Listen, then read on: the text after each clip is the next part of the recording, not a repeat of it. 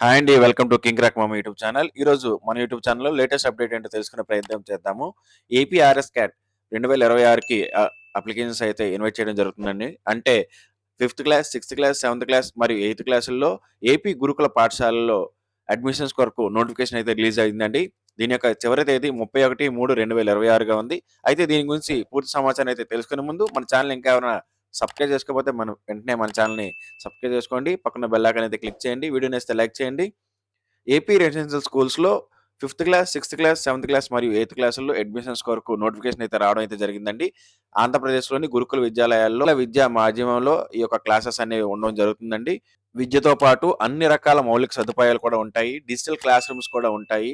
ఆటలు అన్ని రకాలలోనూ వీరికి ప్రావీణ్యత అనేది ఇవ్వడం అయితే చేస్తారండి. అయితే ఈ యొక్క గురుకుల పాఠశాలలో 5వ తరగతిలో ప్రవేశం కొరకు 2024-25 సంవత్సరంలో థర్డ్ క్లాస్ అనేది చదివి ఉండాలి. 2025-26 ఇయర్‌లో ఫోర్త్ క్లాస్ అనేది చదువుతూ ఉండాలి. ఇలా చదువుతూ ఉన్నవారు ఓసీ, బీసీ క్యాస్ట్‌కి చెందిన వారైతే 1/9/2015 నుంచి 31/8/2015 మధ్య పుట్టి ఉండాలి. ఎస్సీ, ఎస్టీకి చెందిన వారైతే 1/9/2013 నుంచి 31/8/2017 మధ్యన పుట్టి ఉండాలి. అదే సిక్స్త్ క్లాస్ కొరకు అయితే 2025-26 విద్యా సంవత్సరంలో ఫిఫ్త్ క్లాస్ అనేది చదివి ఉండాలి. ఓసీ, బీసీ క్యాస్ట్‌కి చెందిన వారైతే 1/9/2014 నుంచి 31/8/2016 మధ్యన పుట్టి ఉండాలి. అదే ఎస్సీ, ఎస్టీ క్యాస్ట్‌కి చెందిన వారైతే 1/9/2012 నుంచి 31/8/2016 మధ్యన పుట్టి ఉండాలి.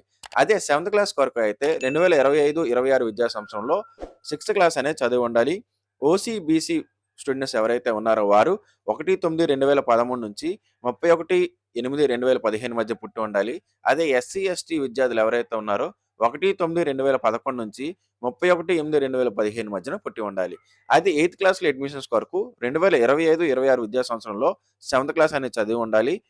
ఓసీ, బీసీ స్టూడెంట్స్ ఎవరైతే ఉన్నారో వారు 1/9/2012 నుంచి 31/8/2014 మధ్యన పుట్టి ఉండాలి. అదే ఎస్సీ, ఎస్టీ క్యాండిడేట్స్ ఎవరైతే ఉన్నారో 1/9/2010 నుంచి 31/8/2014 మధ్యన పుట్టి ఉండాలి.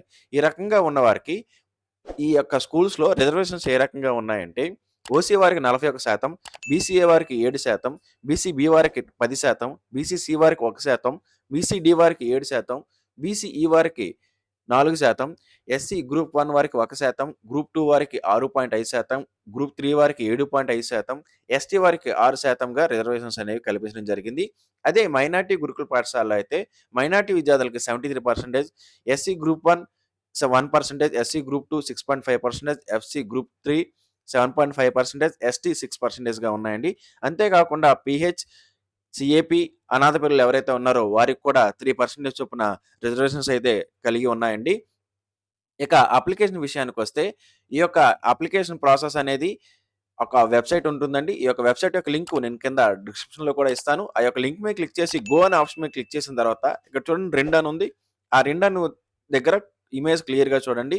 అప్లికేషన్ ఫార్మ్ అని ఉంటుందండి. ఆ అప్లికేషన్ ఫార్మ్ మీద క్లిక్ చేసిన తర్వాత న్యూ రిజిస్ట్రేషన్ అని ఉంటుందండి.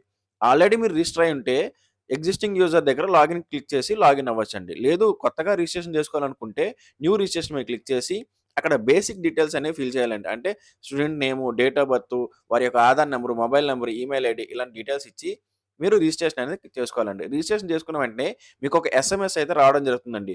User name, password. ఈ యొక్క యూజర్ నేము, పాస్వర్డ్ యూజ్ చేసుకొని మీరు లాగిన్ అయితే అవ్వాలి. ఇలా లాగిన్ అయిన తర్వాత అప్లికేషన్ ఫార్మ్ అనేది డీటెయిల్స్ అన్నీ ఫిల్ చేయాలి. అంటే మీరు ఏం చదువుతున్నారు? ఎక్కడ చదువుతున్నారు? మీ యొక్క క్యాస్ట్ ఏంటి? ఇతరత్రా వివరాలన్నీ అప్‌లోడ్ చేసిన తర్వాత మీ యొక్క ఫోటో, సిగ్నేచర్, ఆధార్ కార్డ్ మరియు క్యాస్ట్ సర్టిఫికేట్‌లు అనేవి అప్‌లోడ్ చేయాలండి. ఇవి పిల్లలు ఎవరైతే ఉన్నారో వారి యొక్క డీటెయిల్స్ అనేవి అప్‌లోడ్ చేయవలసి ఉంటుంది. ఇలా అప్‌లోడ్ చేసిన తర్వాత ఓసీ, బీసీ క్యాస్ట్‌కి చెందిన వారు రూ. 300, ఎస్సీ, ఎస్టీ క్యాస్ట్‌కి చెందిన వారు రూ.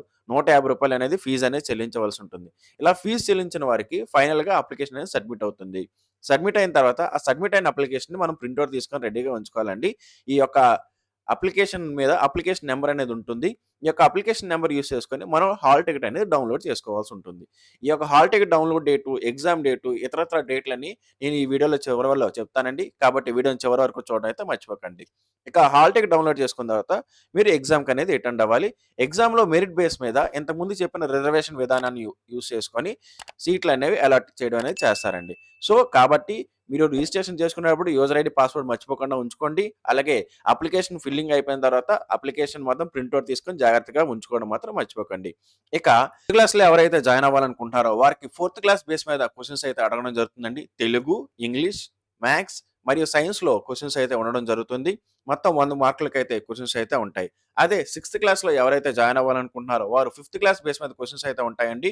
తెలుగు, ఇంగ్లీష్, మ్యాథ్స్, సైన్స్ మీదే క్వెషన్స్ ఉంటాయి. మొత్తం 100 మార్కులకైతే ఉండడం జరుగుతుంది. సెవెంత్ క్లాస్‌లో ఎవరైతే జాయిన్ అవ్వాలనుకుంటున్నారో వారు సిక్స్త్ క్లాస్ బేస్ మీద క్వెషన్స్ అయితే ఉంటాయండి.